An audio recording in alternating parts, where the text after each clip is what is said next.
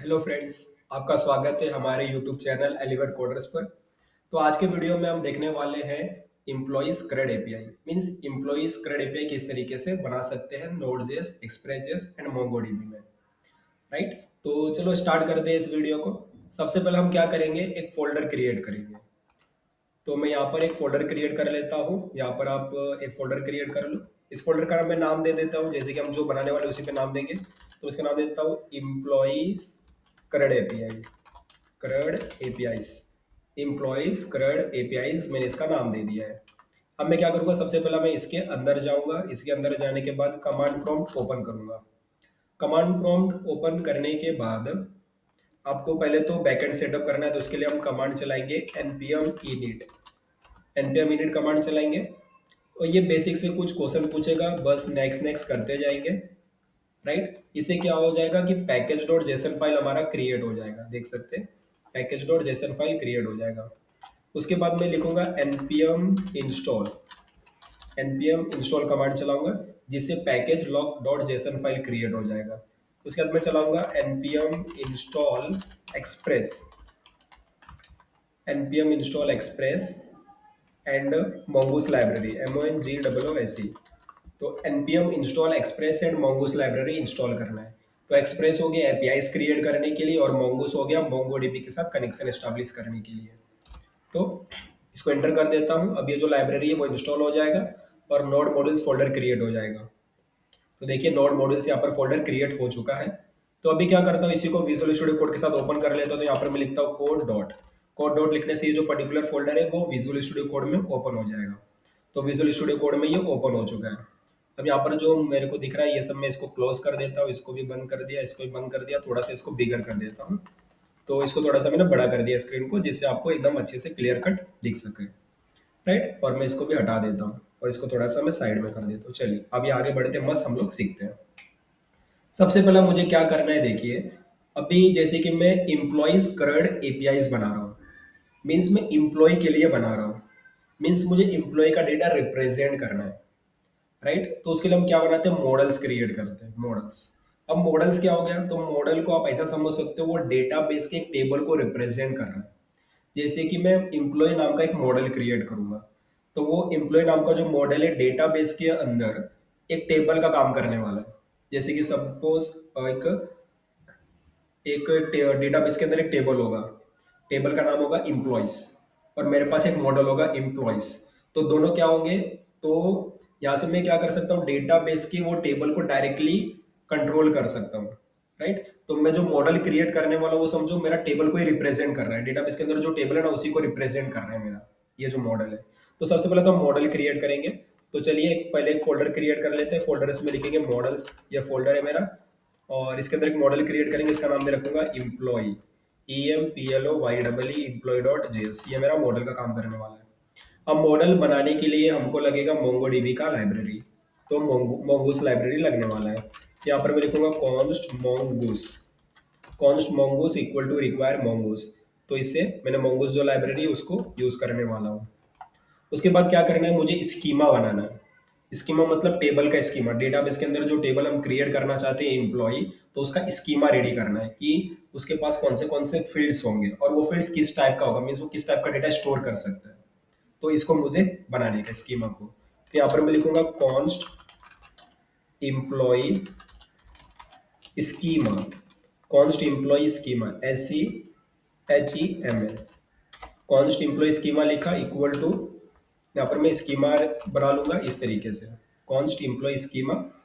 अभी इसमें स्कीमा बनाने के लिए हम क्या करेंगे, सबसे पहला तो इसमें मैं फील्ड्स बनाऊंगा, नेम करके मेरे पास फील्ड्स होगा।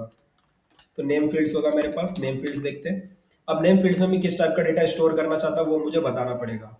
तो जैसे कि जो नेम फील्ड है उसमें मैं स्ट्रिंग टाइप का डेटा स्टोर करूंगा। तो मैं इधर टाइप लिख दूंगा, टाइप, मैंने टाइप लिख दिया, स्ट्रिंग लिख दूंगा, टाइप स्ट्रिंग होगा हमारा। और मैं इसको रिक्वायर ट्रू कर दूंगा। रिक्वायर ट्रू का मतलब है कि इसमें डेटा डालना कंपलसरी है, डेटा डालना ही पड़ेगा, तो रिक्वायर ट्रू कर दूंगा मैं।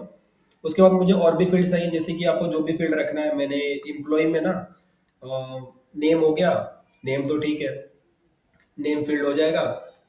और ईमेल फील्ड हो जाएगा, name, email, salary, role and salary रख देते हैं, डिपार्टमेंट भी रख देते हैं। Name, email, role, salary, department. तो नेम हो गया, इस तरीके से ईमेल भी हो जाएगा, और रोल रख लेते हैं, यहाँ पर रोल भी रख लेते हैं, रोल।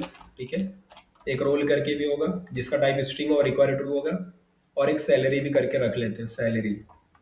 और डिपार्टमेंट भी करके रख लेते हैं कि किस डिपार्टमेंट में काम कर रहा है ये, डिपार्टमेंट, कि किस डिपार्टमेंट में ये काम कर रहा है। अब इसका भी टाइप मैं स्ट्रिंग रख लूंगा और रिक्वायर ट्रू कर लूंगा इस तरीके से। तो ये देखिए, अभी मैंने एम्प्लॉय स्कीमा रेडी किया हूँ, एम्प्लॉय यहाँ पर डबल पी आ गया है। तो ये एम्प्लॉय स्कीमा है जिसमें नेम फील्ड है, और ईमेल है, रोल है, डिपार्टमेंट है, सैलरी है।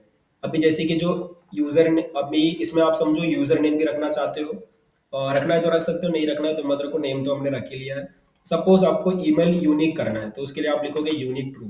तो ईमेल क्या होगा, वो यूनिक रहेगा, मीन्स आप उसमें डुप्लीकेट डेटा नहीं डाल पाओगे, वो यूनिक रहेगा। अब रोल क्या है, अब रोल आप कुछ भी डाल दोगे, तो रोल को स्पेसिफाई करने के लिए हम इनम बनाते हैं, इनम, कि कौन सा रोल होगा। तो मैंने बोल दिया मैनेजर होगा, डेवलपर होगा, टेस्टर होगा। तो मैंने इनम बना दिया, मीन्स मैंने फिक्स कर दिया कि भाई यही टाइप का डेटा, मतलब यही, इसी में से कुछ आप डेटा स्टोर कर सकते हो और कुछ भी स्टोर नहीं कर सकते। तो मैंने फिक्स कर दिया, रिस्ट्रिक्शन लगा दिया मैंने रोल में, कि यही पर्टिकुलर रोल आप ऐड कर पाओगे, इसी इसके अलावा कोई भी रोल ऐड नहीं कर सकते। राइट, तो ऐसा मैंने फिक्स कर दिया।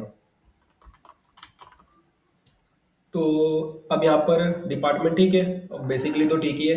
अब देख सकते हैं नेम भी स्ट्रिंग है, ईमेल भी स्ट्रिंग है, रोल भी स्ट्रिंग है, डिपार्टमेंट भी स्ट्रिंग है, बट जो सैलरी वो नंबर है, क्योंकि सैलरी को मैं नंबर फॉर्म में रखना वाला हूँ। राइट, अगर नंबर फॉर्म में नहीं रखना है तो आप उसको स्ट्रिंग भी बना सकते हो, कोई इशू है नहीं। तो सैलरी को एक काम करता हूँ, मैं स्ट्रिंग ही बना लेता हूँ, स्ट्रिंग। मतलब सपोज अगर आपको उस पर कोई कैलकुलेशन वगैरह नहीं करना है, मतलब सैलरी है उस पर आपको कोई कैलकुलेशन नहीं करना है, तो आप उसको स्ट्रिंग बना सकते हो। और एक और बना सकते हो क्रिएटेड डेट, की वो कब डेटा कब क्रिएट हुआ, राइट, वो भी बना सकते हो। तो एक मैं रख लेता हूँ क्रिएटेड एड। तो क्रिएटेड एड करके बना लिया मैंने, जिसमें उसका टाइप होगा डेट और डिफॉल्ट डेट ना हो, मतलब जब भी मैं डेटा ऐड करूंगा तो ऑटोमेटिकली वो एंट्री क्रिएट हो जाएगा, क्रिएटेड डेट मीन्स ये डेटा मैंने कब क्रिएट किया था, ऑटोमेटिकली ऐड होने वाला है, तो इसमें कोई इशू नहीं है। तो ये एक स्कीमा तो मैंने रेडी कर लिया है। अब स्कीमा से मुझे एक मॉडल क्रिएट करना है। तो मॉडल में कैसे क्रिएट करूंगा, देखिए, सबसे पहले तो मैं लिखूंगा कॉन्स्ट। कॉन्स्ट लिखने के बाद मैं लिखूंगा employ, const employ, equal to बाद लिखूंगा न्यू, न्यू के बाद लिखूंगा mongoose library dot model, mongoose dot model. यहाँ पर अपने मॉडल का नाम लिखूंगा, तो मेरे मॉडल का नाम है इम्प्लॉय। उसके बाद इम्प्लॉय के बाद उसका स्कीमा बताने का, रुकिए, यहाँ पर इसको बंद किया, कोमा लगाया, और इम्प्लॉय स्कीमा बता देने का, बस। तो इस तरीके से हमारा ये क्रिएट हो जाएगा, देख सकते हो। तो ये हमारा एक इसकी मॉडल क्रिएट हो गया। तो मैंने एक एम्प्लॉय नाम का मॉडल क्रिएट कर लिया है, जो डेटाबेस के टेबल को रिप्रेजेंट कर रहा है, एम्प्लॉय टेबल को रिप्रेजेंट कर रहा है। अब मुझे क्या करना है, ये मॉडल जो है मैं कहीं भी किसी दूसरे फाइल में यूज करना चाहता हूँ, तो उसके लिए मैं उसको एक्सपोर्ट कर दूंगा। तो मैं लिखूंगा module dot exports equal to employ. तो इस तरीके से मैंने क्या किया, ये जो इम्प्लॉय का जो मॉड्यूल है वो मैं किसी दूसरे फोल्डर में यूज कर पाऊँ, किसी दूसरे फाइल में यूज कर पाऊँ, इसलिए मैंने उसको एक्सपोर्ट कर दिया है। तो चलिए, इस तरीके से मेरा मॉडल तो रेडी हो गया। अब मुझे क्या करना है, मॉडल रेडी होने के बाद अब मैं डेटाबेस को सेटअप कर लेता हूँ। तो डेटाबेस को सेटअप करने के लिए मैं db.js करके एक फाइल क्रिएट कर लेता हूँ, जहाँ पर मैं डेटाबेस को सेटअप करूंगा।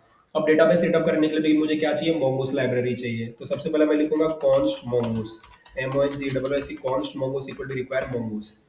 मोंगोस हो गया। उसके बाद मुझे क्या चाहिए, कनेक्ट। तो मैं अभी कनेक्ट फंक्शन चलाऊंगा, फिर उसके बाद कनेक्शन फंक्शन चलाऊंगा। अभी मोंगोस डॉट कनेक्ट करूंगा, सबसे पहले लिखूंगा मोंगोस डॉट कनेक्ट फंक्शन। और कनेक्ट फंक्शन के अंदर मुझे क्या पास करना पड़ता है, कनेक्शन स्ट्रिंग पास करना पड़ता है। अब मुझे कनेक्शन स्ट्रिंग कहाँ से मिलेगा, तो मोंगोडीबी कंपास ओपन करना पड़ेगा। तो आपके सिस्टम में मोंगोडीबी इंस्टॉल होना चाहिए। तो मोंगोडीबी अगर इंस्टॉल है तो आप लिखोगे मोंगोडीबी, तो मोंगोडीबी कंपास यहाँ से ओपन हो जाएगा। थोड़ा सा वेट लग रहा है, थोड़ा सा वेट कर लेता हूँ मैं। तो यहाँ पर ओपन हुआ नहीं मोंगोडीबी कंपास, यहाँ पर आ गया मोंगोडीबी कंपास, इसको मैं ओपन कर लेता हूँ। तो ये ओपन हो जाएगा। तो मोंगोडीबी ओपन करोगे तो वहां से आपको कनेक्शन स्ट्रिंग मिल जाएगा। मैं दिखाता हूँ आपको कहाँ से मिलेगा। सबसे पहले देखो ऐसा कुछ दिख रहा होगा, वहां पर आप कनेक्ट लगाओगे, कनेक्ट लगाने के बाद इधर थ्री डॉट से उस पर क्लिक करोगे, यहाँ पर आओगे तो कॉपी कनेक्शन स्ट्रिंग लिख रहा है, इसको कॉपी कर लो, कॉपी कनेक्शन स्ट्रिंग। और इसको अभी मिनिमाइज कर देते हैं, इसका कोई ज्यादा रोल नहीं है अभी फिलहाल। यहाँ पर जो कनेक्शन स्ट्रिंग मुझे मिला वो मैं पेस्ट कर दूंगा, ये मेरा कनेक्शन स्ट्रिंग है। उसके बाद मैं यहाँ पर डेटाबेस का नाम बता दूंगा। तो मेरे डेटाबेस का नाम मैं रखना चाहता हूँ एम्प्लॉइज क्रड एपीआईज। तो एम्प्लॉइज करंट एपीआईज मैं इस डेटाबेस का नाम रखना चाहता हूँ ऐसा। तो मैंने रख दिया।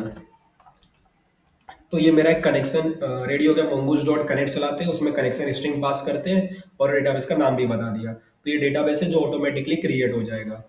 अभी मैं क्या करूंगा, कनेक्शन से एक ऑब्जेक्ट बनाऊंगा। तो const DB equal to mongoose dot connection. तो mongoose डॉट कनेक्शन फंक्शन चलाऊंगा। अब इससे मुझे डेटाबेस का एक ऑब्जेक्ट मिल चुका है डीबी। अब डीबी में मैं कुछ कॉलबैक फंक्शन रन करवा सकता हूँ, जैसे कि dB dot on connected, CONNECTED। अगर समझो कनेक्शन हो जाता है तो ये ऑटोमेटिकली ये फंक्शन एग्जीक्यूट होगा। यहाँ पर मैं कॉलबैक फंक्शन चला दूंगा, ये कॉलबैक फंक्शन रहेगा जो ऑटोमेटिकली रन होगा। डेटाबेस कनेक्टेड सक्सेसफुली, ऐसा मैसेज मैंने प्रिंट करवा दिया। अब इसी तरीके से डिसकनेक्टेड के लिए भी चला दूंगा, dB dot on disconnected, DISCONNEC disconnected, और यहाँ पर एक कॉलबैक फंक्शन डेटाबेस डिसकनेक्टेड चला दिया मैंने। और एक डीबी डॉट ऑन एरर भी चला देता हूँ कि अगर कुछ एरर आ जाता है तो बाय डिफॉल्ट ये चल जाएगा। तो ये भी मैंने कनेक्शन चला दिया, यहाँ पर मुझे एरर का एक इंस्टेंस मिल जाएगा और मैं डेटाबेस कनेक्शन एरर जो भी एरर होगा वो मैं प्रिंट करवा दूंगा इस तरीके से, और मॉड्यूल डॉट एक्सपोर्ट्स डीबी कर दूंगा, जिससे मैं क्या कर पाऊंगा, दूसरे फाइल में इसको यूज कर सकता हूँ। तो देख सकते हो कनेक्टेड करके एक बना दिया मैंने। तो जब भी डेटाबेस कनेक्ट हो जाएगा तो ऑटोमेटिकली ये मैसेज प्रिंट होगा, डेटाबेस कनेक्टेड सक्सेसफुली। अगर डिस्कनेक्ट हो जाएगा तो ये प्रिंट होगा, डेटाबेस डिसकनेक्टेड। अगर एरर आएगा तो ये प्रिंट होगा, डेटाबेस कनेक्शन एरर, और जो भी एरर होगा वो प्रिंट हो जाएगा। तो इस तरीके से हमने डेटाबेस का सेटअप यहाँ पर कर लिया, मैं इसको सेव कर दिया हूँ। राइट, चलिए अब इसके आगे बढ़ते हैं। सबसे पहले मैं इधर क्या करूँगा, राउटर नाम का एक फोल्डर क्रिएट करते हैं जिसमें हम लोग एपीआईज वगैरह क्रिएट करेंगे।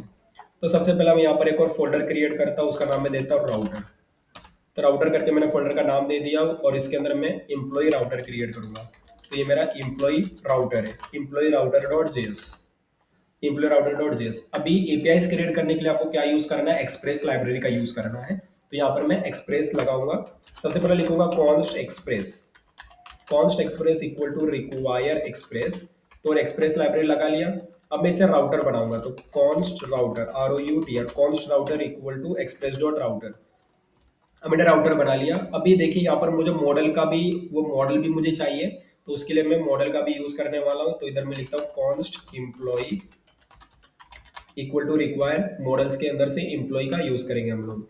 अब राउटर भी हमारे पास रेडी है, राइट। अभी हम लोग क्या कर सकते हैं, एपीआईज वगैरह क्रिएट कर सकते हैं। तो चलिए एपीआईज क्रिएट करते हैं, क्रेड एपीआईज एम्प्लॉयज के लिए। तो सबसे पहला मुझे यहाँ पर क्या करना है, सबसे पहला तो मैं लिखूंगा राउटर डॉट गेट। अब मुझे ऐसा एपीआई क्रिएट करने वाला हूँ जिससे मुझे सारा डेटा मिल जाएगा। तो इसके लिए मैं ये बनाता हूँ, और मैं जो भी फंक्शन बनाऊंगा असिंक का वेट, असिंक का यूज करके बनाऊंगा, राइट। तो ASYNC असिंक का यूज करके बनाऊंगा, और इसमें मैं दो पैरामीटर पास करूंगा, एक तो होगा रिक्वेस्ट, एक होगा रिस्पॉन्स। तो एक रिक्वेस्ट होगा, एक रिस्पॉन्स होगा, इसको कॉलबैक फंक्शन से बना लो। तो ये हमारा एक कॉलबैक फंक्शन हो गया। आई थिंक यहाँ पर मैंने एक एक्स्ट्रा दे दिया, यहाँ पर मैंने बंद नहीं किया, ठीक है, बंद हो गया, ठीक है। अभी जो भी काम करूंगा मैं ट्राई कैच लगा के काम करूंगा, ट्राई कैच लगा लिया, राइट। इसको मैं फॉर्मेट कर लेता हूँ, फॉर्मेट, इस तरीके से अच्छे से फॉर्मेट कर लिया मैंने। इसको थोड़ा सा और कर देता हूँ, ठीक। अभी आगे चलते हैं। अभी सबसे पहला करना क्या है, सबसे पहला मुझे क्या चाहिए कि जब भी कोई भी यूजर इस एपीआई को हिट करेगा तो उसको सारा एम्प्लॉय का डेटा रिट्रीव हो जाना चाहिए, सारा एम्प्लॉय का डेटा उसको मिल जाना चाहिए। अब सारा एम्प्लॉय का डेटा मुझे निकालना है, तो उसके लिए मैं क्या करूंगा, ये जो एम्प्लॉय नाम का मॉडल है उसको यूज करके फाइंड फंक्शन चलाऊंगा उसके ऊपर। तो const employees, const employees equal to await, ये जितने भी फंक्शन ये प्रोवाइड करता है ये मॉडल, वो सारे फंक्शन क्या करते हैं, प्रॉमिस रिटर्न करते हैं। तो इसलिए प्रॉमिस को हैंडल करने के लिए हम क्या करें, असिंक अवेट का यूज कर रहे हैं यहाँ पर।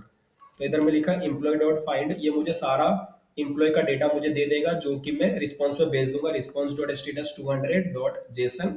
और जेसन मैंने एम्प्लॉयज का सारा डेटा मैंने सेंड कर दिया। अगर कुछ एरर वगैरह आ जाता है तो वो मैं इसके अंदर हैंडल कर लूंगा, मैं बोलूंगा response dot status 500 internal server error, और जो भी एरर है वो सेंड कर दूंगा एरर डॉट मैसेज के अंदर, राइट। इस तरीके से मैं सेंड कर दूंगा। अगर ऐसा नहीं सेंड करना है तो आप ऐसा भी कर सकते थे, जेसन के फॉर्म में भी कर सकते हो मैसेज। तो जेसन के फॉर्म में ऐसा मैसेज बना के भी आप सेंड कर सकते हो, आपकी मर्जी, जो भी आपको करना है। तो ये हमारा एक एपीआई तो क्रिएट हो गया, जिससे मैं क्या करूंगा, सारा एम्प्लॉयज का डेटा मुझे रिट्रीव हो जाएगा, सारा एम्प्लॉयज का डेटा मुझे मिल जाएगा।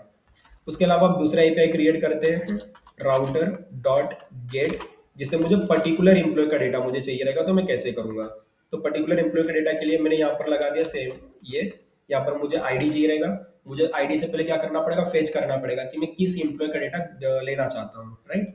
या मुझे किसी एम्प्लॉय का डेटा देखना है तो उसके लिए मुझे आईडी चाहिए उसके लिए। तो इधर मैं लगाऊंगा असिंक, और असिंक में दो पैरामीटर लगाऊंगा, एक होगा रिक्वेस्ट और एक होगा रिस्पॉन्स। एक होगा रिक्वेस्ट, एक होगा रिस्पॉन्स।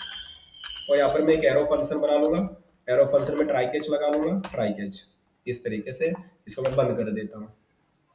अभी करना क्या है, अभी मुझे इस आईडी से पहले तो फाइंड करना है कि कोई इंप्लॉय का डेटा प्रेजेंट है या नहीं है, राइट। तो मुझे फाइंड बाय आईडी फंक्शन का यूज करना है। किस फंक्शन का यूज करना है, फाइंड बाय आईडी। इससे पहले वाले में हमने क्या यूज किया था, फाइंड यूज किया था, फाइंड फंक्शन यूज किया था, देख सकते हो, फाइंड फंक्शन, जिससे मुझे पूरा डेटा रिट्रीव हो जाता था।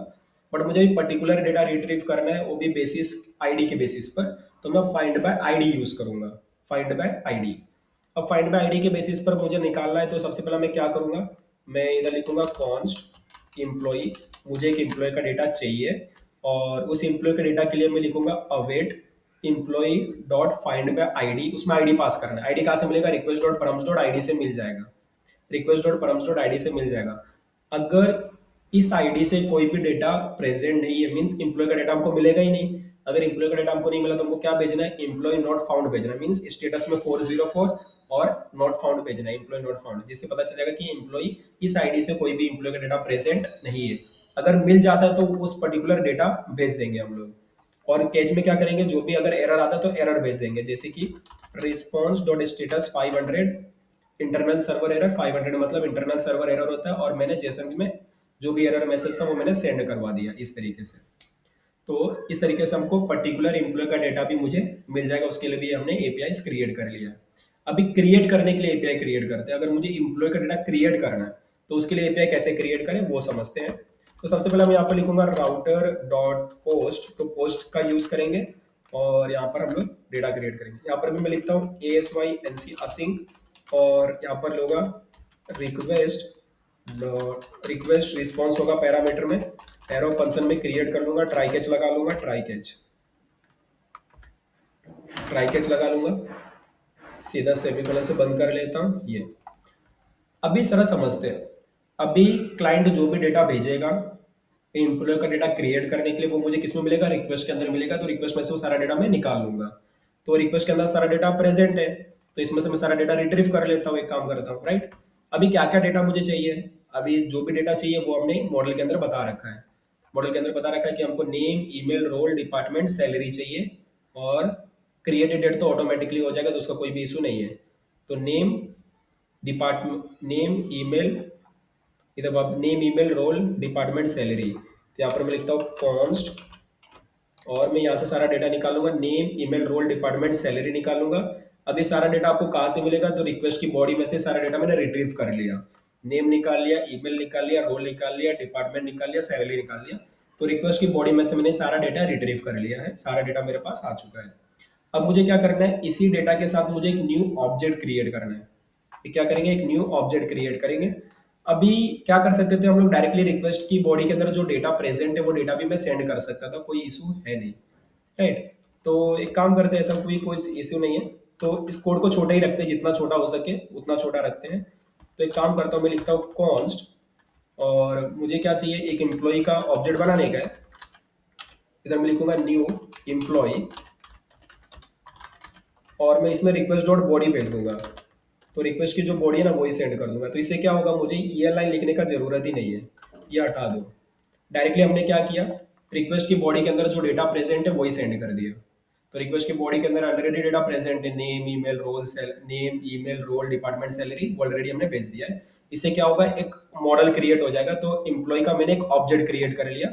अब इस ऑब्जेक्ट को मैं क्या करवा दूंगा, सेव करवा दूंगा डेटाबेस के अंदर। तो कैसे सेव करवाऊंगा, देखिए, सबसे पहले मैं लिखूंगा एम्प्लॉय डॉट सेव, जिससे वो सेव हो जाएगा डेटाबेस के अंदर, और मैं मैसेज भेज दूंगा रिस्पॉन्स डॉट स्टेटस 201, 201 मतलब क्रिएटेड, मैंने न्यू डेटा क्रिएट किया, इसलिए 201, 201 मतलब क्रिएटेड। और जैसे मैं वो डेटा में भेज दूंगा, चाहे तो मैं यहाँ पर एक मैसेज भी भेज सकता हूँ, तो एक मैसेज भी भेज दूंगा मैं, एक मैसेज भेज देता हूँ कि इम्प्लॉय क्रिएटेड सक्सेसफुली, साथ में वो डेटा भी भेज देता हूँ इस तरीके से। देख सकते हो, मैंने मैसेज भेज दिया इम्प्लॉय क्रिएटेड सक्सेसफुली, साथ में वो इम्प्लॉय का जो डेटा था वो भी मैंने सेंड कर दिया है इस तरीके से। अभी कुछ एरर वगैरह मिल जाएगा तो वो एरर भी मैं भेज दूंगा, रिस्पॉन्स डॉट स्टेटस 500, और जेसन के फॉर्म में मैसेज भेज दिया मैंने, एरर डॉट मैसेज। तो इस तरीके से हमारा जो क्रिएट एपीआई था पोस्ट वाला, वो भी हमने कंप्लीट कर लिया है। अभी अपडेट वाला एपीआई क्रिएट करते हैं। अगर मुझे इंप्लॉय का डेटा मॉडिफाई करना है, अपडेट करना है, चेंज करना है, तो मैं कैसे कर सकता हूँ? तो उसके लिए एपीआई मुझे क्रिएट करना है। तो उसके लिए मैं लिखता हूँ राउटर डॉट पुट। तो यहाँ पर मैं पुट मेथड का यूज करूंगा, और मुझे यहाँ पर आईडी भी चाहिए रहेगा, तो मैं आईडी भी ले लूंगा। साथ में मुझे असिंक अपडेट का यूज करते हुए काम करना है, तो मैं लिखूंगा असिंक, और इसमें रिक्वेस्ट रिस्पॉन्स REQUEST रिक्वेस्ट लगा लूंगा, और रिस्पॉन्स लगा लूंगा RES रिक्वेस्ट रिस्पॉन्स, रिस्पॉन्स भाई RESPONSE। यहाँ पर एक एरो फंक्शन लगा लूंगा, एरो फंक्शन, और ट्राई कैच लगाकर मैं इधर काम करूंगा। इसको सेमीकोलन से बंद कर लेता हूँ, ऐसा। तो इतना हो गया। अभी अपडेट कैसे करना है? सबसे पहला तो ये जो आईडी सेंड की है हमने, तो इस आईडी से पहले तो मुझे फाइंड आउट करना है कि कोई एम्प्लॉय का डेटा प्रेजेंट भी है या नहीं प्रेजेंट है। अगर प्रेजेंट है तब मुझे जाकर क्या करना है, उसको मॉडिफाई करना है, राइट। तो अब मैं इस काम को कैसे करूँ? तो इस काम को करने के लिए देखिए समझते हैं। सबसे पहला तो मैं यहाँ पर लिख देता हूँ कॉन्स्ट, और मुझे उस एम्प्लॉय का डेटा चाहिए, तो मैंने लिखा एम्प्लॉय डॉट अवेट। अब मैं यहाँ पर क्या यूज करूंगा, एम्प्लॉय के अंदर एक फंक्शन का यूज करूंगा, find by ID and update. Find by ID and update function का यूज करूंगा।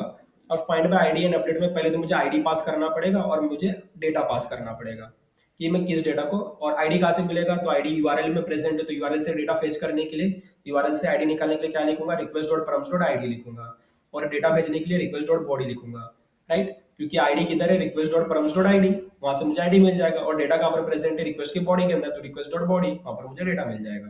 तो इस तरीके से मैं क्या करता हूँ, ये लाइन लिख देता हूँ। इससे क्या हुआ, ये लाइन लिखने से देखिए, await employ dot find by ID and update, वहां पर मैंने request dot params dot ID. तो ये पहले क्या करेगा, इस आईडी की मदद से उस एम्प्लॉय को ढूंढेगा। जब वो एम्प्लॉय मिल जाएगा तो उसको वो मॉडिफाई कर देगा, और मॉडिफाई करने के बाद क्या बोला, न्यू ट्रू। मीन्स ये जो डेटा दे रहा है, मीन्स ये जो डेटा दे रहा है वो अपडेटेड डेटा देगा, न्यू क्रिएटेड न्यू वाला डेटा देगा, न्यू डेटा इसके पास होगा, राइट। इस तरीके से काम करता है। तो न्यू डेटा हमको मिल जाएगा इधर। फिर उसके बाद हम लोग क्या करेंगे, हो सकता है कि ये जो आईडी आपने भेजा हो ये आईडी रॉन्ग हो, तो एम्प्लॉय का डेटा हमको मिलेगा ही नहीं। अगर आईडी ही मतलब अगर एम्प्लॉय का डेटा मिला ही नहीं तो हम क्या बोलेंगे, एम्प्लॉय नॉट फाउंड। अगर मिल गया तो हम बोलेंगे कि एम्प्लॉय अपडेटेड सक्सेसफुली, और अपडेटेड जो भी डेटा है वो हम सेंड कर देंगे इधर। अपडेटेड जो भी डेटा था वो हम सेंड कर देंगे। और अगर कुछ एरर आ जाता है तो उस एरर को हैंडल भी कर लेंगे। यहाँ पर हम लिखेंगे रिस्पॉन्स डॉट स्टेटस 500, और जेसन की फॉर्म में मैसेज भेज देंगे, एरर मैसेज। तो इस तरीके से हमने मॉडिफाई वाला जो एपीआई था वो भी कंप्लीट कर लिया है। अब डिलीट वाला एपीआई क्रिएट कर लेते हैं। तो मैं इधर लिखता हूँ राउटर डॉट डिलीट। तो ये डिलीट वाला एपीआई मैंने इधर लिखा हूँ, और मैं यहाँ पर आईडी लगा देता हूँ, यह हमारा आईडी है। और इधर मैं लिखता हूँ असिंक। यहाँ पर मैं लिखूंगा रिक्वेस्ट रिस्पॉन्स REQUEST रिक्वेस्ट, और साथ में रिस्पॉन्स होगा, रिक्वेस्ट रिस्पॉन्स होगा, और यहाँ पर मैं लगा लेता हूँ। यहाँ पर मैं ट्राई कैच लगा के कोड करूंगा, जो भी कोड करना है ट्राई कैच लगा के ही कोड किया जाएगा। इस तरीके से ऐसा मैंने लिख लिया। अभी क्या करना है, डिलीट करना है। तो सबसे पहला तो यहाँ पर भी एक फंक्शन है, find by ID and delete function. तो इसका यूज करेंगे तो वो क्या करेगा, पहले तो उस आईडी से ढूंढेगा, अगर मिल गया तो उसको डिलीट मार देगा। तो सिंपल है मेरे पास। तो यहाँ पर कुछ करने का जरूरत है नहीं, जस्ट हम लोग यूज करेंगे अवेट। अब पर हो सकता है कि आईडी भी रॉन्ग हो ना, तो इसलिए मैं थोड़ा ऐसा लिखूंगा, const employ equal to await employ dot find by ID and delete function, उसमें भेज दूंगा request dot params dot ID. तो ये पहले उस आईडी से उसको एम्प्लॉय को ढूंढेगा, अगर एम्प्लॉय मिल जाता है तो उसको वो डिलीट मार देगा। डिलीट मारने के बाद वो डेटा दे देगा कि किस एम्प्लॉय को इसने डिलीट मारा है। अगर हो सकता है कि अगर एम्प्लॉय डेटा मुझे नहीं मिला, मतलब वो डेटा ही, मतलब वो आईडी प्रेजेंट था ही नहीं, उस आईडी से कोई भी डेटा था ही नहीं। अगर एम्प्लॉय डेटा नहीं मिला तो हम बोलेंगे एम्प्लॉय नॉट फाउंड। अगर मिल गया तो हम लोग बोलेंगे एम्प्लॉय डिलीटेड सक्सेसफुली, और जिस एम्प्लॉय का डेटा हमने डिलीट मारा है वो हम लोग भेज देंगे। अगर कुछ एरर आ जाता है तो एरर में भी भेज देंगे response dot status 500 internal server error, और जेसन के फॉर्म में मैसेज भेज देंगे, एरर मैसेज। तो इस तरीके से हमारा डिलीट एपीआई भी हमारा कंप्लीट हो गया। अभी क्या करेंगे, मॉड्यूल डॉट एक्सपोर्ट से राउटर कर देंगे, जिससे ये जो राउटर है मैं दूसरे किसी फाइल में यूज कर पाऊँ, राइट। तो इस तरीके से मेरा राउटर भी क्रिएट हो गया। तो अब मॉडल भी क्रिएट हो गया, डेटाबेस का कनेक्शन भी क्रिएटेड है, और हमारा राउटर भी क्रिएटेड, मतलब हमारा एपीआई भी क्रिएट हो चुका है। अभी क्या करना है, जस्ट सर्वर सेटअप करना है। तो चलिए सर्वर का फाइल क्रिएट करते हैं, SERVER सर्वर डॉट जेस, जहाँ पर सारा कोड एक जगह पे आ जाएगा। मीन्स सारा कोड हम लोग कंबाइन कर देंगे। तो पहले सर्वर क्रिएट करने के लिए भी मुझे क्या चाहिए, सबसे पहले तो मुझे एक्सप्रेस लाइब्रेरी लगेगा, एक्सप्रेस लाइब्रेरी लगेगा, ठीक है। उसके बाद मुझे क्या करना है, मेरा जो डेटाबेस है वो भी तो लगेगा मेरे को। तो कॉन्स्ट डेटाबेस क्यों? क्योंकि डेटाबेस का भी कोड भी रन करवाना है, मीन्स जब भी मैं सर्वर डॉट जेएस फाइल को रन करूंगा तो ऑटोमेटिकली डेटाबेस का कोड भी रन हो जाएगा। तो डेटाबेस का फाइल भी चाहिए मेरे को, साथ में एम्प्लॉय राउटर मुझे चाहिए। और मैं क्या करूंगा, एक ऐप बनाऊंगा और उसमें लिखूंगा कि भाई app dot use express dot JSON. तो ये एक मिडलवेयर होता है जो जेसन को कंट्रोल करता है, मीन्स इंश्योर करता है कि जो डेटा का जो डेटा सेंड होगा रिसीव होगा क्लाइंट और सर्वर के बीच में, वो जेसन के फॉर्म में होगा, राइट। और बोलेंगे ऐप डॉट यूज इम्प्लॉइज और इम्प्लॉय राउटर चलेगा, मतलब जब भी ये यूआरएल हिट होगा तो ऑटोमेटिकली कौन सा राउटर चलने वाला है, एम्प्लॉय राउटर। तो एम्प्लॉय राउटर कॉल हो जाएगा और लिखेंगे app dot listen, app dot listen, listen में हम लिखेंगे 4000, तो ये 4000 पे रन होगा। और यहाँ पर हम लोग एक कॉलबैक फंक्शन पास कर देंगे, उस कॉलबैक फंक्शन में लिख देंगे server is running on port 4000 ऐसा। तो इस तरीके से हमारा ये बैकएंड का कोड कंप्लीट हो चुका है, राइट। तो चलिए इसको अभी रन करते हैं, टेस्ट करते हैं इसको। अभी रन करने के लिए सबसे पहला मुझे क्या करना है, देखिए अभी देख सकते हैं यहाँ पर एक डेटाबेस का जो नाम मैंने मेंशन किया है, क्या नाम है, इम्प्लॉइज क्रड एपीआईज। अभी डेटाबेस चेक कर लेते हैं क्या मेरे पास इस नाम से कोई डेटाबेस प्रेजेंट है या नहीं है। तो इम्प्लॉइज क्रड एपीआईज, तो देख सकते हैं EMP API, employ API, employ API practice, employ CRUD API, इतना तो है, बट इम्प्लॉइज क्रड एपीआईज करके नहीं है मेरे पास, राइट। इसके यहाँ पर देख सकते हैं स्पेलिंग क्या है, इम्प्लॉइज क्रड एपीआईज। तो इस नाम से कोई भी डेटाबेस अभी एग्जिस्ट नहीं करता है, यहाँ पर इम्प्लॉय क्रड एपीआई करके डेटाबेस है। अब जैसे ही मैं इसको रन करूंगा तो क्या होगा, ऑटोमेटिकली डेटाबेस क्रिएट होना चाहिए। तो चलिए मैं रन करता हूँ। सबसे पहले मैं क्या लिखूंगा, अब उस पर्टिकुलर फाइल को रन करने के लिए मुझे क्या लिखना पड़ेगा, नोड, नोड लिखना पड़ेगा और server dot JS, S E R V R server dot JS लिखना पड़ेगा, नोड सर्वर डॉट जेएस। तो इससे क्या, ये जो सर्वर डॉट जेएस का जो फाइल है वो रन होगा। तो मैंने इसको रन करवा दिया, नोड सर्वर डॉट जेएस। अभी इस चीज को आप यहाँ पर भी देख सकते हो, पैकेज डॉट जेसन में इंडेक्स डॉट जेएस लिखा है, नो इशू स्क्रिप्ट में, ओके। चलिए इसको रन करते हैं। तो ये कमांड लिख दो, नोड सर्वर डॉट जेएस, आपका फाइल रन हो जाएगा। मैंने लिख दिया नोड सर्वर डॉट जेएस और देख सकते हैं server is running on port 4000, database connected successfully, दोनों मैसेज आ चुका है। चलिए अब डेटाबेस चेक करते हैं कि डेटाबेस क्रिएट हुआ कि नहीं हुआ। तो यहाँ पर आता हूँ मैं, यहाँ पर पहले तो मैं रिफ्रेश करूंगा, इसको मैंने रिफ्रेश किया। अब देख सकते हैं इम्प्लॉइज क्रड एपीआईज करके भी क्रिएट हो चुका है। इसको ओपन करता हूँ तो इम्प्लॉय नाम का है, एक कलेक्शन है इम्प्लॉय नाम का, जिसमें भी कोई भी एंट्रीज अभी प्रेजेंट नहीं है, राइट। अभी कोई भी डेटा प्रेजेंट नहीं है। तो चलिए अब इसको टेस्टिंग करेंगे। टेस्टिंग करने के लिए मैं थंडर क्लाइंट ओपन कर लेता हूँ। थंडर क्लाइंट ओपन हो रहा है, न्यू रिक्वेस्ट करेंगे। न्यू रिक्वेस्ट में मैं यहाँ पर लिखता हूँ, क्या लिखेंगे मैं, H T T P colon double slash local host colon 4000 और इम्प्लॉइज, राइट, इम्प्लॉइज करके था, इम्प्लॉइज स्लैश। अभी जैसे मैं इसको हिट करूंगा तो डेटा आना चाहिए, देखिए स्टेटस 200 ओके है और अभी एम्प्टी, मतलब कोई भी डेटा अभी प्रेजेंट है ही नहीं। तो चलिए डेटा क्रिएट करते हैं ना। डेटा क्रिएट करने के लिए पोस्ट करूंगा, बॉडी के अंदर जाऊंगा, डेटा में यहाँ पर क्रिएट कर लूंगा। अब डेटा क्रिएट कैसे करूंगा, तो जो जो चाहिए था वो एंट्री में करूंगा। जैसे कि मुझे नेम चाहिए था तो नेम का एंट्री कर रहा हूँ मैं। अब नेम क्या था मेरा, सूरज सानी, मैंने नेम एंटर कर दिया। उसके बाद मुझे क्या एंटर करना है, उसके बाद मुझे देख लेते हैं मॉडल में क्या क्या एंट्री है। नेम के बाद ईमेल एंट्री करना है, ईमेल चाहिए मेरे को। तो यहाँ पर मैं ईमेल रखूँगा, ईमेल, तो ईमेल रखेंगे हम लोग, ईमेल रख लेते हैं सूरज सानी @gmail.com रख लिया मैंने। उसके बाद नेक्स्ट एंट्री क्या है, नेक्स्ट एंट्री है रोल का, और रोल इन्हीं तीनों में से कोई एक होना चाहिए। तो करके भी देखते हैं रोल, यहाँ पर मैं लिखा रोल, और रोल इन्हीं तीनों में से कोई एक होना चाहिए। तो मैं डेवलपर रख लेता हूँ, डी वी डेवलपर, डेवलपर रख लिया मैंने। और रोल के बाद क्या होना चाहिए, तो डिपार्टमेंट, डिपार्टमेंट होना चाहिए। अब डिपार्टमेंट में भी क्या रख दिया मैंने, development department, D V L O P M E N T, development department है ये। उसके बाद सैलरी रख लेता हूँ, सैलरी SALARI सैलरी। अब सैलरी कितना रख लेता हूँ, 50,000 रख लेता हूँ, 50,000 सैलरी रख लिया, ठीक है। अभी मैं क्या करता हूँ, इसको हिट करता हूँ तो ये डेटा क्रिएट कर देगा। देख सकते हैं एम्प्लॉय क्रिएटेड सक्सेसफुली, और ये सारा डेटा आ गया। यहाँ पर क्रिएटेड डेट भी है, मतलब वो कब क्रिएट हुआ था, name, email, role, department, salary देख सकते हैं। अभी मैं एक दूसरा एंट्री करता हूँ, जैसे कि मैंने लिख दिया इधर अमित साहनी, और यहाँ पर भी मैं लिख देता हूँ अमित साहनी, ये भी वही है। इसका सैलरी में 60,000 लिखता हूँ। एक काम करता हूँ, डेवलपर में से मैं आर हटा देता हूँ, देखता हूँ ये अभी ऐड होगा क्या। तो ये भी रोल इधर ऐड हो गया है। रोल में तो ये भी ऐड हो गया है।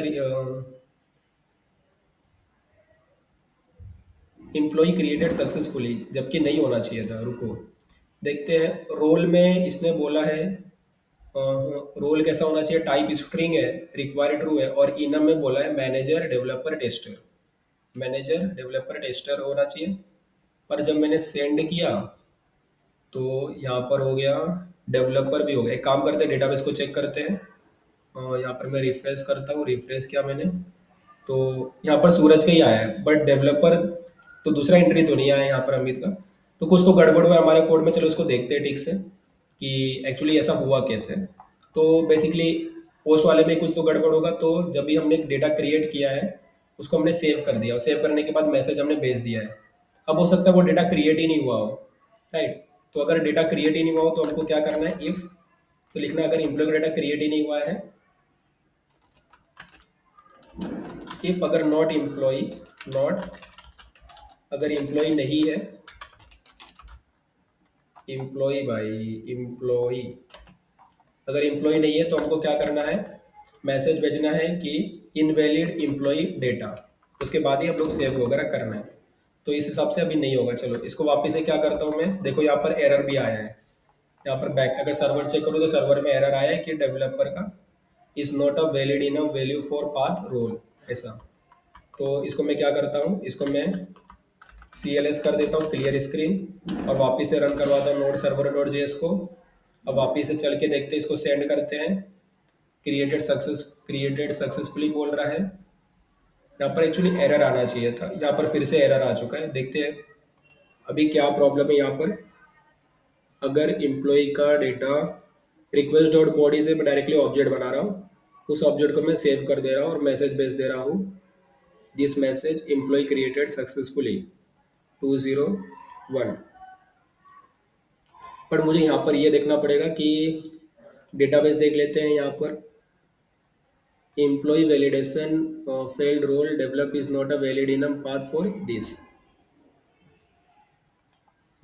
तो इस तरीके से तो इसको हैंडल नहीं कर पा रहे, तो मुझे इसको ऐसा करना पड़ेगा कि देखना पड़ेगा कि ये जो ये जो रिक्वेस्ट की बॉडी के अंदर जो रोल आ रहा है वो बेसिकली इन्हीं तीनों में से होना चाहिए।